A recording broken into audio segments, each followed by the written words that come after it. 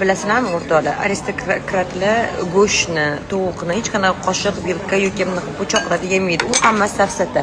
O'zida kimdir yasash. Ular haqiqiy aristokrat emas. Uni mana qayerda qaranglar. Shunday yurib oladi.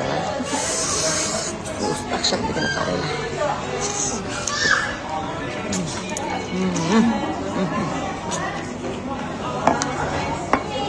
Sosisni berib yuboringlar deb qo'yadi orada. Bunday qo'yadi. Dahshatli tovuq. Souslar bilan.